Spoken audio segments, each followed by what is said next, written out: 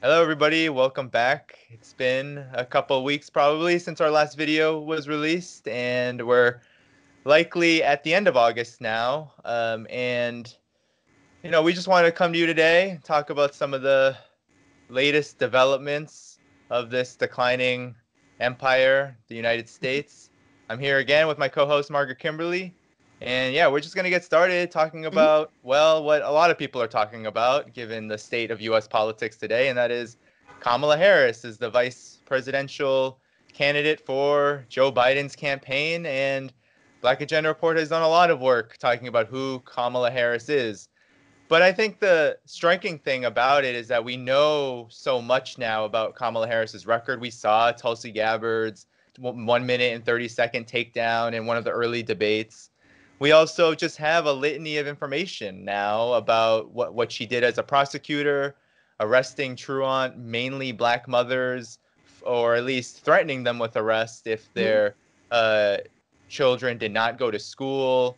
We know about her record with imprisoning or at least convicting marijuana users. And we just know that she is a top cop of the establishment. We also know about her very close relationship with Israel. We know the Israel lobby is heavy in her pocket. And we also know that she is very close to the banks, that Mhm. she helped actually bail out Steve Mnuchin from any uh, punishment or prosecution for his crimes in California for his One West Bank. So we just know a lot about her, but it seems like now that she is the vice president and this is an election season, the bullies of the Democratic Party establishment have come out and they're telling all of us to vote blue and don't complain. And people like Ava DuVernay don't want to hear about her record. They don't want to hear about what she has to say. She came out with, I think it was an Instagram post or a post on social media, basically, Mhm. and almost 300 words plus Yeah. saying why we need to vote for Joe Biden and Kamala Harris and because people are dying. Well, Right. I think people were dying and are dying, given the fact that she is right now a senator of California and she's That's true. complicit in a lot of the crimes of the U.S. imperial regime domestically and worldwide.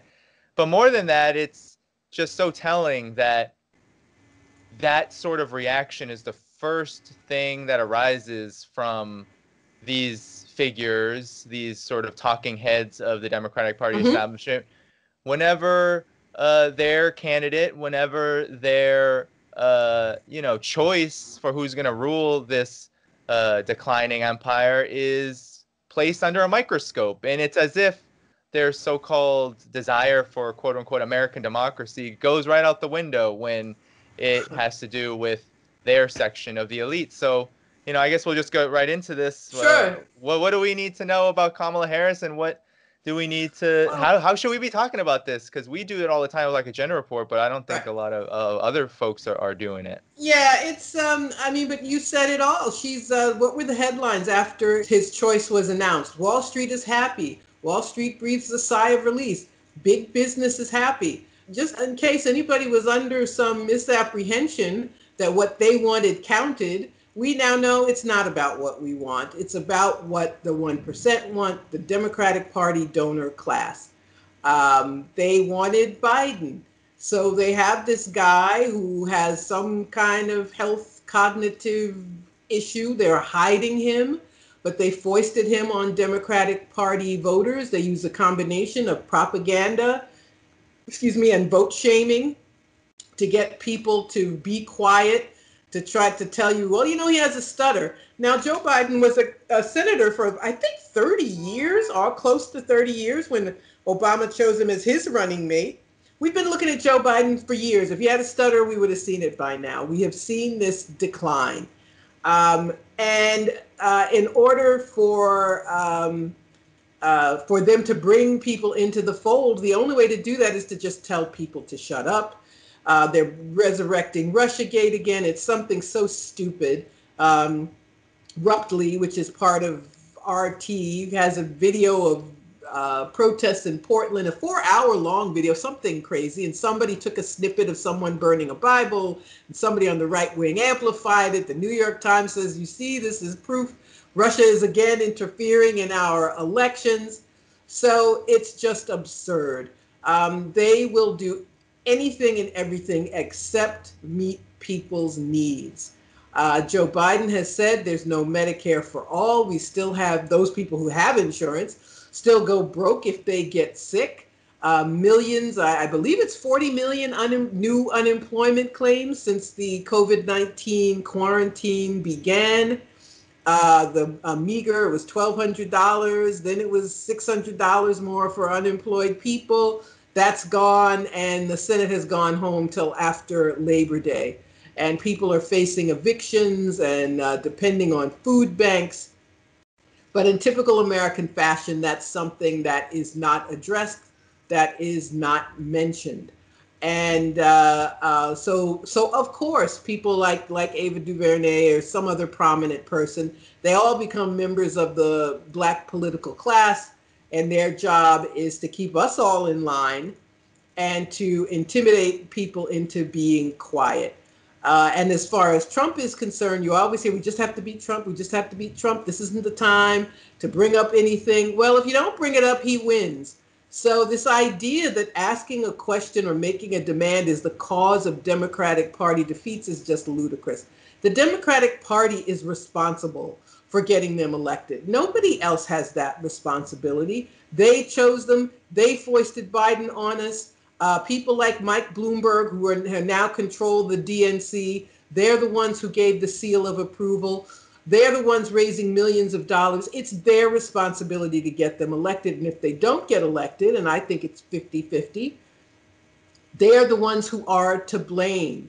And I wish people actually would just be honest and say, we don't get much. There isn't much difference. Even that tiny bit of difference, I think it's worthwhile to have a Democrat in office. I really would respect people if they just said something like that instead of browbeating us into shutting up, into accepting whatever we're given and just being quiet. But that's where we are now. The implosion of Black politics is complete. After Obama ran for, it was already on life support, but then Black politics now amounts to nothing more than keeping Republicans out of office. And of course, people have to be convinced that in order to keep Republicans out of office, they have to shut up and not ask for anything. So all the things people need are off the table politically. The protests, even, the protests that sprang up after George Floyd was murdered were not just about police violence. People are, all the things that we've mentioned here are quite desperate, but we have to be organized. We have to have the right formations to raise all these issues, to be in solidarity across racial lines, across group lines, and make sure that these issues are addressed. That is what will do it. Nobody's going to hold his feet to the fire. It's really insulting for people to lie like that and expect me to believe it. They're not holding his feet to the fire. They're not interested. They're going to go right back to going along with anything Democrats want, especially if Biden should win. We will be told, do you want Trump? Do you want Trump? Any question, complaint, demand will be met with that. But we've got to ignore it. And we have to do what we know needs to be done and talked about and organized around if a life in this country is going to be sustainable at all. Yeah, no, you said it best. I think one of the most disingenuous and damaging narratives that always comes out during an election period, during a presidential election period, but it comes out even more prominently now with the United States just mired in crisis in all arenas of society, is this idea that, all right, we got to get Trump out because Trump is bad. Everything is really bad under Trump. And once we get Biden and Harris in, then we can hold them accountable. I remember in 2012, I was in college, and that's exactly what people were saying to me about the Obama administration.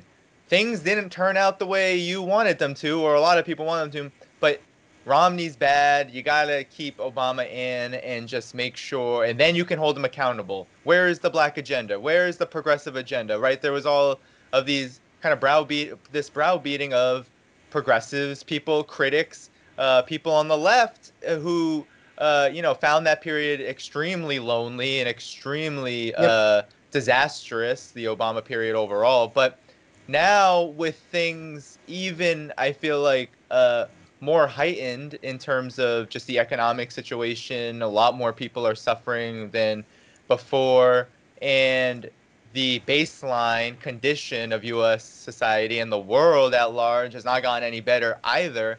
So now the desperation is so high that the argument is no longer, okay, where's your agenda? Now it's shut up. You need to just vote for some stability or something that doesn't look like Trump, and that should be good enough for you, at least until he gets in. And it's such a farce. It's so insulting, first It of is. all, because history, right? This is August, and Black Alliance for Peace, Black Agenda Report, Black is Back Coalition are all focusing on political prisoners, Black Right. August. If we look at just what political prisoners who are rotting in prison to this day represented, what people like George Jackson, who is considered the father of Black August, what they represented was the Black radical tradition, which says, no, you cannot fight imperialism and racism from the context of the system that exists. You need to build a new society. You need to build a new order that takes into account Black lives, but also Black liberation, and a society that takes into account the fact that we live in a broader humanity that is also mired in these class and racial Mhm. contradictions and modes of oppression, and that has to be part of the conversation as well. But we can't ever even get back to that history if people are going to constantly tell critics of the candidates who are running on the Democratic Party ticket that there are so many things not to like about them to shut up. Like, if we're just being told to shut up and the narrative is just, well, swallow it and get over it, vote blue, and then uh Then go back everything to will be sleep. fine. Exactly, go back to sleep. Yeah. Then what are we going to ultimately get? We're going to get nothing. We saw what happened with Bernie Sanders. He came out, tweeted in support of Kamala Harris, and the Sanders movement has been devastated by it. We know that not a lot of these Sanders supporters are going to come out for Biden, but at the same time, his decision to capitulate at the most critical moments did disorganize that movement, so to speak, in a lot of ways. So we're left with just Biden, Kamala Harris, COVID-19 pandemic crisis, and Donald Trump. And none of that stuff is very appetizing. So that's why it's important, I think, to remember Yeah. political prisoners, fight for the freedom of political prisoners, and also remember the movement that they still embody, right? That movement Right. that says, yeah, we need something entirely different, and we need to talk about revolutionary politics, not just these, sort of big corporate parties that dominate the political Right. landscape here in the United States. This is Well, not the only form of struggle that exists. no, I think electoral politics actually has to take a backseat to movement politics. You get success in the electoral arena when you've created a crisis I'm stealing that line from Glenn Ford, but I love it so much. Create a political crisis for people in office, and you do that it's such a funny thing. People fetishize the civil rights era, but they don't talk about what people did that brought so much success. They did not go along with elected officials. They confronted elected officials. They made demands of them. They put them on the spot. They forced them to make choices that they didn't want to make. That is why the successes we had, that's why they came about. And this business of going along, that weird Ava DuVernay, her little missive on her Instagram, it was so stupid. I mean, just to be blunt about it, it's like we're disrespecting our elders if we ask questions about Kamala Harris. No, no, no, no. Our elders fought to have the right to say and do what they wanted. They fought for the right to confront political power.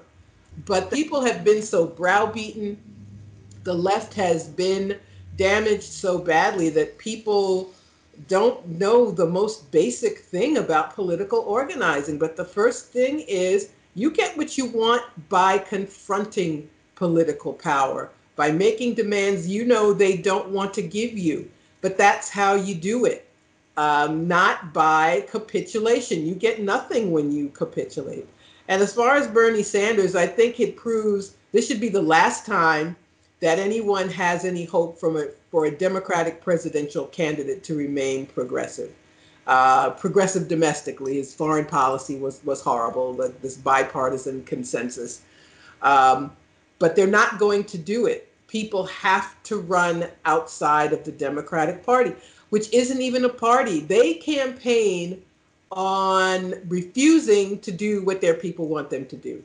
Almost every Democrat wants Medicare for all, whatever you call it, some form of a national health care system where health care is free and accessible to everybody. Almost all Democrats want that, and our candidate tells us we can't have it. So the Democratic Party is more of like a marketing scheme. It's like a fundraising marketing scheme. It's certainly no political party No, because it's a they don't. corporation. It is a corporation, just Well, or that's both parties true.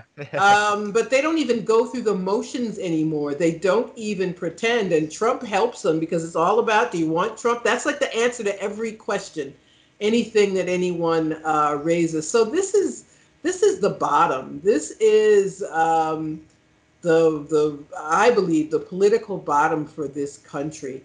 And as you were saying about being revolutionary, and that word can scare people, they think they, have to take to the ramparts with a gun or something. But being revolutionary means turning all of this on its head. It means refusing to participate in this scam.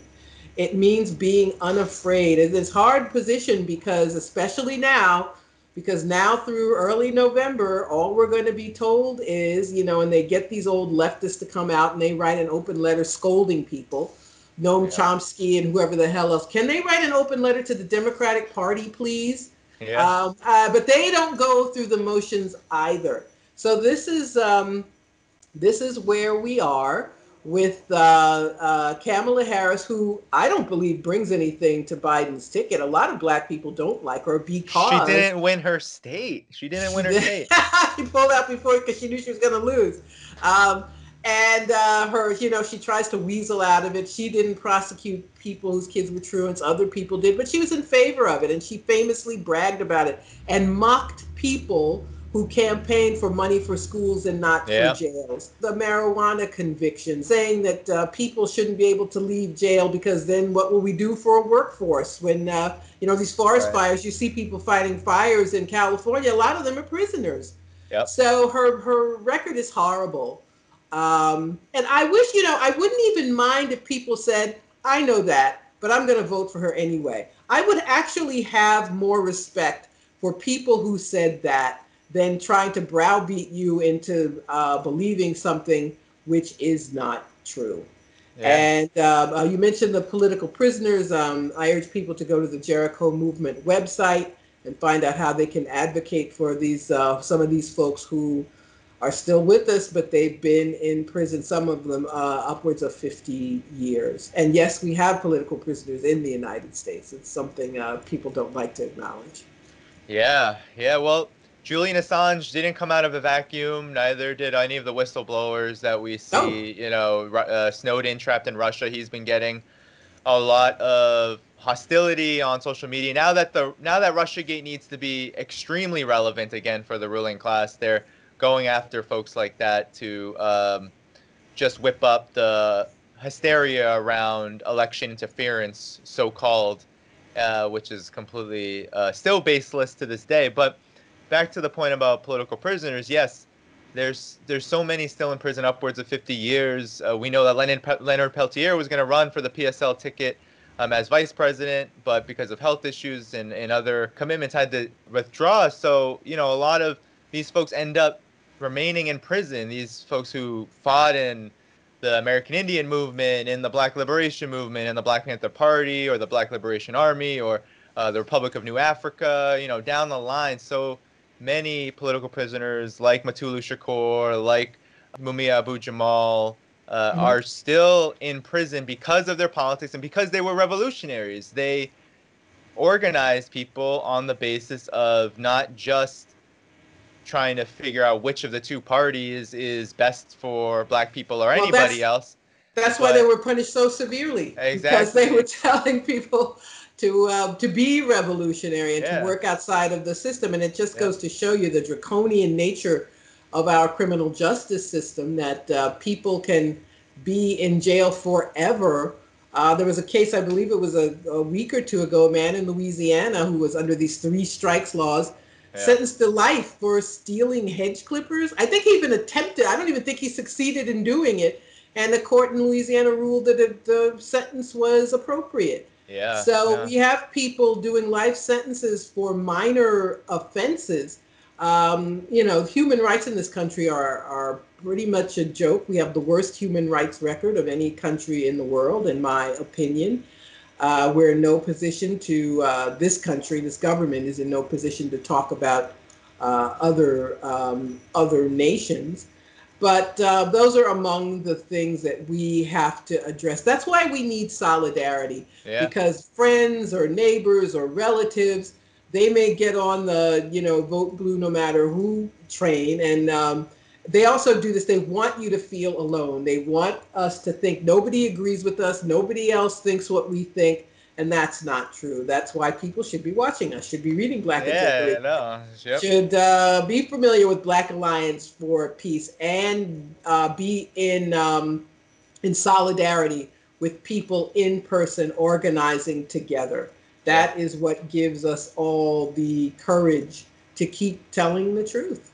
yeah, no, and I want to just give another sort of shout out to the Jericho movement too, because when I think of when I think of someone like Kamala Harris or the rest of the Black Miss Leadership class, so much of the Congressional Black Caucus, I think about the negation of everything that political prisoners fought for, right? So Yeah. there has been this historical process of propping up certain so-called leaders to represent Black people, to represent other communities as well, to sort of negate the struggles of 2 generations ago that were revolutionary in character, but were heavily suppressed by the state, by the intelligence apparatus, and also by certain reforms which allowed for the isolation of revolutionary politics. And we see that so much today, where the 2020 election just encapsulates how endless austerity, endless war, the propping up of very conservative, reactionary corporate leadership across all political parties has completely suppressed not only revolutionary politics, but has also made it so people do not have any expectations that Yeah. they can expect to be met by the system. And without revolutionary political organization to harness that and move it into an independent direction, what ends up happening is people play defense, defense, defense, defense. And that allows the system of US imperialism and of capitalism, of racism, to continue its downward spiral and trend of destroying the lives of working people and oppressed people continuously, and to continue that path of destruction without any challenge, and to get us to believe that it's okay for things to get worse as long as the getting worse means that it's being done by the particular political party that Yes. supposedly represents us. Because if Joe Biden is elected, I'm not going to say win because I don't actually believe that his chances are that high. But No. if he were to be elected, we can expect the same misery that exists on this planet to continue, that's being imposed by the United States to continue and to worsen. So people who advocate for us to vote for that, to support that, to shut up about it, I Yeah. think are committing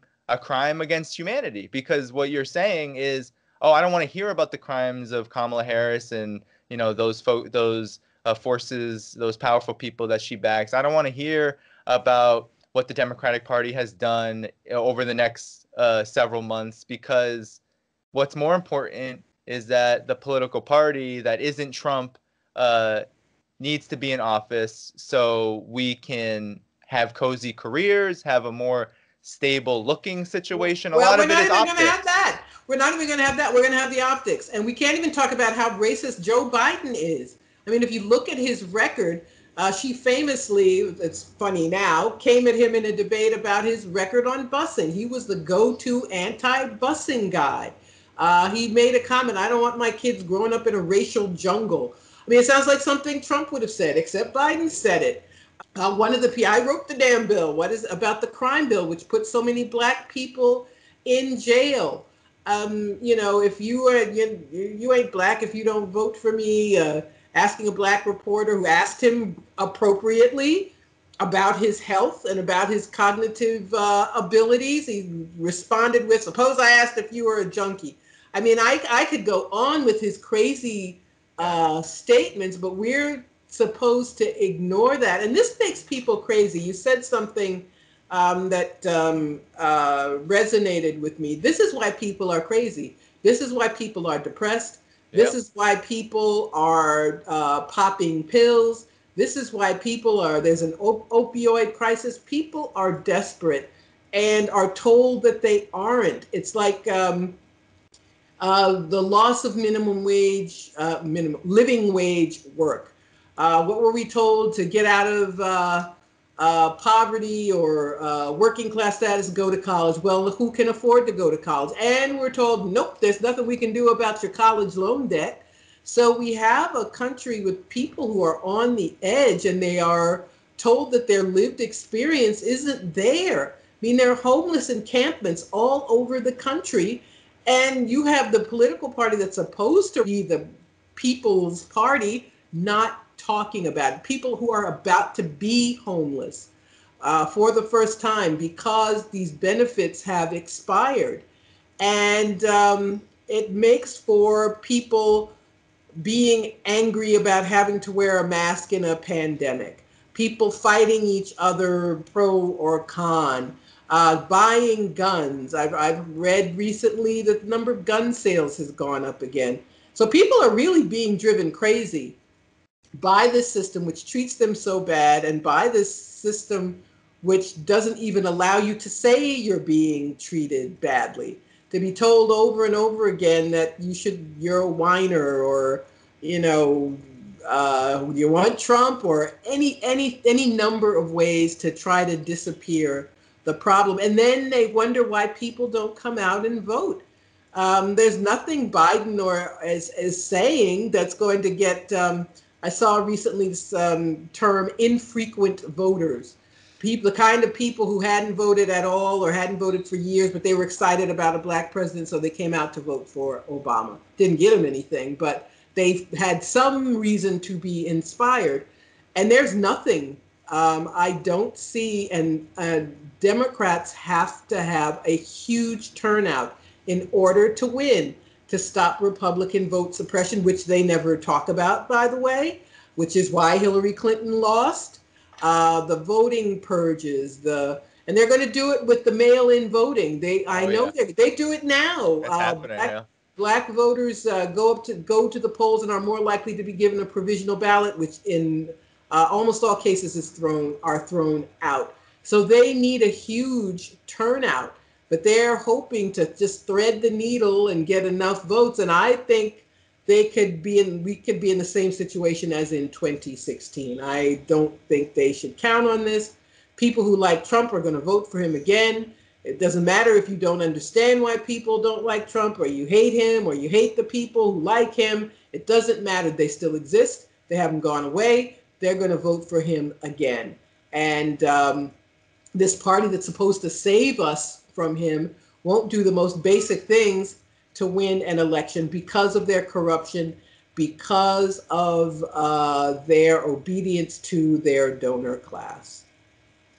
Yeah. Yes.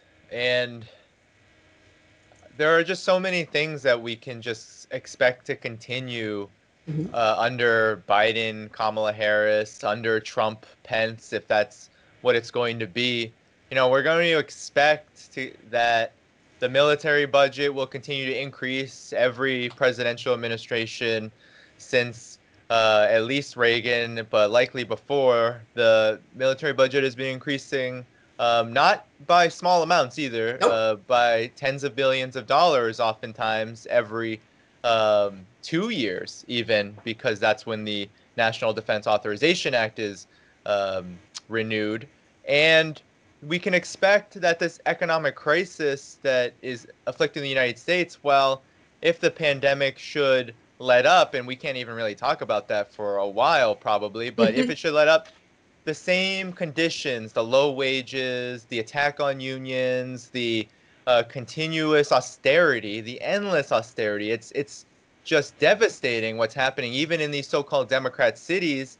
Yep. We know that the austerity is devastating. The hospitals are being targeted. The schools are being targeted. That's not part of the bipartisan agenda. It is a bipartisan consensus in Washington. And so we can expect these things to happen. We can expect countries like Venezuela and Iran, actually, the United States just looted 4 oil tankers or full of natural gas going to Venezuela. And the sanctions against both of those countries are going to continue under a Biden administration. And we know those sanctions have killed tens of thousands of people. So we just know that there are things that are going to continue. The racism, the policing, the mass incarceration, all of that is going to continue. What is on the agenda that is actually going to change? And the answer is not much but the optics. And so to tell people to come out to vote for that is a very difficult thing. And we're going to see, we're going to see a low voter turnout. Look at what's happening to the United States. We cannot expect energy around this election, even if things were wildly different. But they're not. They're rooted in this existence of this electoral corporate duopoly, which is just shaped by capitalist interests, corporate interests, the Well, interests of billionaires. it's funny you brought that up. The Democrats say they're not changing any of the things you mentioned. The Venezuela policy will be the same. The U.S. being a gangster, snatching. Some of the border wall was built with assets snatched from Venezuela. Those countries like Iran, which they are becoming closer and closer in order to survive and protect themselves. So Iran they successfully shipped some oil to Venezuela a few weeks ago, and apparently they snatched the oil this time. But China is throwing Iran a lifeline, and that's why the U.S. wants to steal TikTok and WeChat. These countries are outside have declared themselves to be outside of the American gang. These countries that, the allies, the G7, NATO, they are just America's junior partners. They are vassal states. They're puppet states. They do whatever the United States tells them to do. And there is a group of nations who say we're not going along. And the U.S. can punish them. They can steal a tanker. That is not going to change. And I predict, we've been talking about de-dollarization, that the dollar is the world's reserve currency, and it doesn't have to always be. And when you start stealing a Chinese company, you say you can't, you got to turn over your American business to us. What do you think they're going to do? They want to depend on the dollar less and less, which means the people will suffer. Ordinary people who don't know anything, thanks to the corporate media and their lies, they don't know anything about this, and it's war propaganda.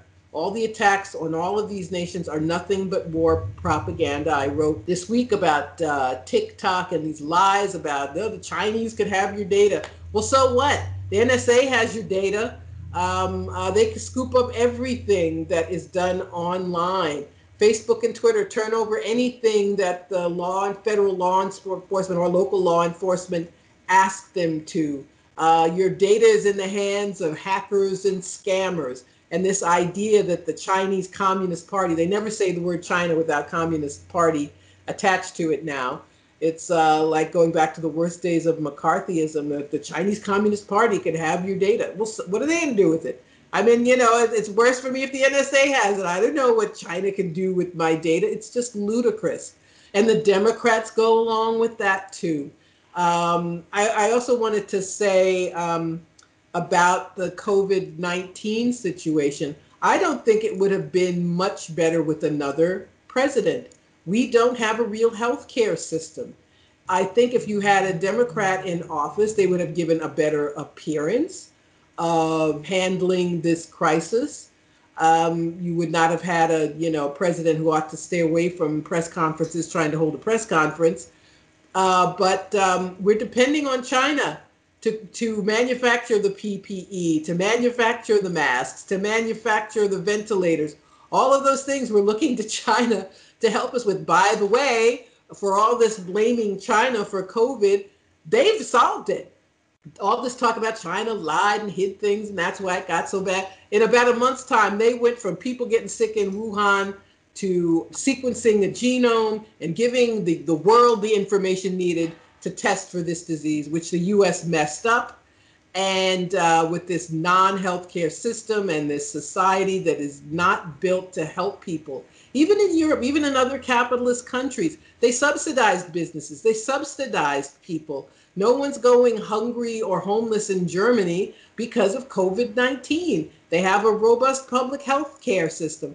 The countries that did best with this crisis were either fully socialist or they have a robust public health care system. And without that, with a medical emergency like this, the U.S. is going to have, I think it's up to 160,000 cases now. The states that opened up so fast now suffering the most. This prolonged shutdown because the whole country didn't shut down.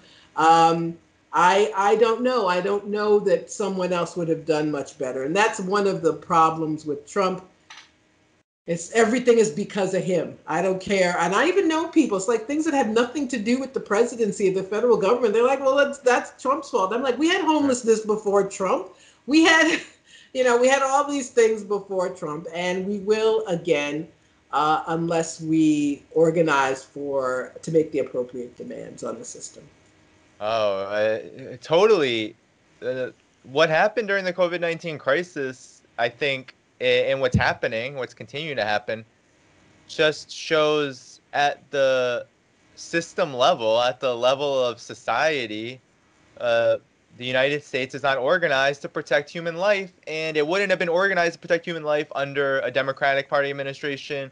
Right. We might have seen better optics, and those better optics may have had some material impact, but to think that it would have been so wildly different, I think, underestimates how in New York State, for example, there was so much time taken just to respond to COVID-19. That wouldn't have changed. And the policy of sending, for example, COVID-19 infected patients to nursing homes would not have changed. So a lot of the things that happened that killed so many people due to the virus, due to COVID-19, wouldn't have changed. And so I think what we need to learn here in the United States, especially people who call themselves the left or progressive, is that we need to get away from the optics, from the two-party, really what is personality politics at this point.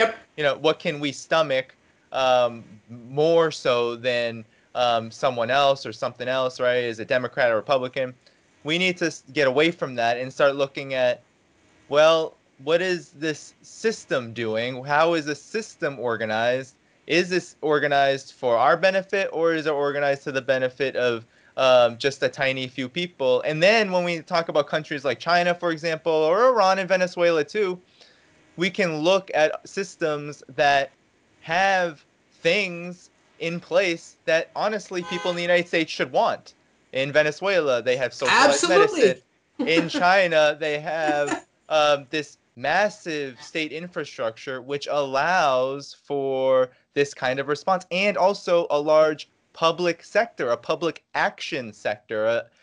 We had hundreds of thousands of volunteers coming out in Wuhan with the snap of a finger because that had already been put into place. This idea that people in their communities should be assisting their communities in moments of crises, that is built through organization and through a society that's built on a different set of principles that really try to either balance this notion of profit and humanity, or altogether say, well, profit is not going to even be a factor in our society as much as human need. So really, I think what we see with Venezuela and Iran, where both countries under significant attack, much poorer than China, they have built their own sort of socialized systems so they can survive, really. A lot of it is a matter of survival. But in the case of even Iran, we see pretty big achievements, a rise in life expectancy, for example, over the course of its revolution since 1979.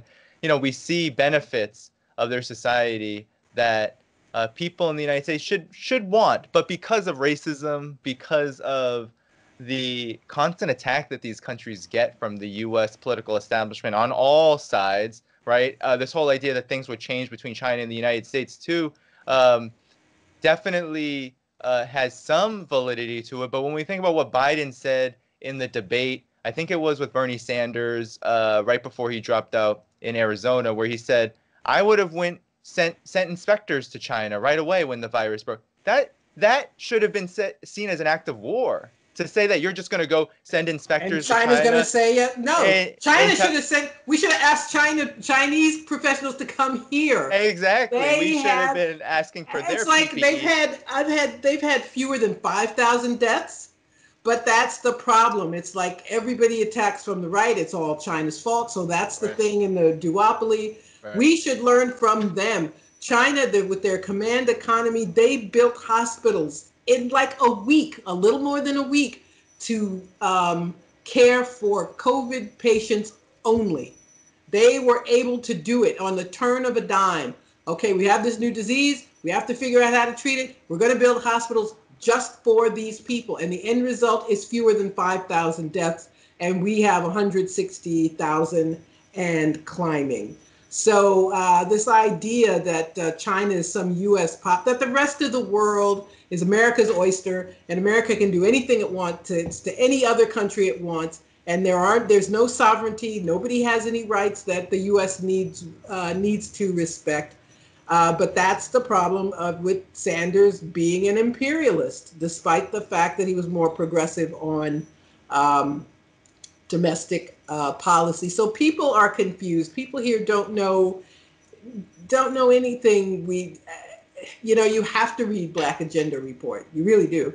You have to have the inclination and the energy and the interest to seek out other news sources. Otherwise, you don't know anything. You're still, blaming, you're still claiming Chinese eat bats, and that's why, this disease started. But no explanation for how they've resolved it so quickly, and this country is still struggling and now being treated like a leper colony. You can't even go to Canada. I read a funny story in the New York Times, ironic funny, I guess. Americans can't travel to Canada. And when Canadians see a car with U.S. plates, they harass the person and ask them how they got in. It was kind of funny to me. I said, I guess Canadian politicians will say they'll build a wall and make America pay for it. I don't know, but that's where we are in this supposedly advanced. We have to stop saying America's a powerful country. America's an advanced country. America's the richest country in the world. Well, the people are poor. So stop saying it. Stop saying all of those things because they are demonstrably untrue. Yeah. No, we can, we can wrap up on that note.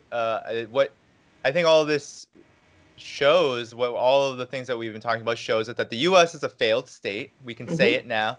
And we can also start to talk about how, one, we need to focus on ending these endless wars. We need to focus on having real solidarity with countries around the world that are under attack by imperialism. And if we're going to get anything that we want here in the United States, it's going to take, one, both a complete break from the Democratic Party, and two, it's going to take the ability not just to defend countries' sovereignty around the world, which should be just a baseline principle of anyone who calls himself the left, but also to acknowledge the fact that the U.S. as a hegemon, that period of history is coming to an end, and that countries around the world do offer a lot of lessons for our movement to be able to glean and get a lot out of, so we can build real strength and real organization here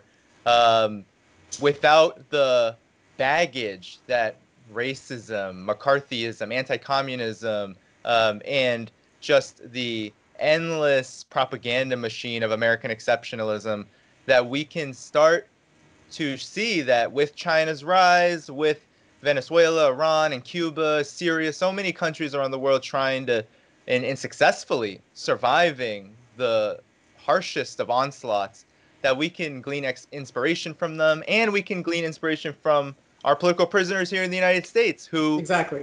just like Julian Assange is being witch hunted now, there are dozens and dozens of black political prisoners, of anarchists, of communists, of environmental activists, so animal rights activists, so many people who are behind prison walls right now, rotting behind prison walls because they stood up against the system. And I think the whole point of our show, as well as Black Agenda Report and all of the organizations the Black Agenda Report supports, is to build this new movement that is a negation of Kamala Harris, because Kamala Harris is really a negation of us, and we need to begin to realize that we are not on the same side, and Nope. we will never be on the same side so long as this system exists.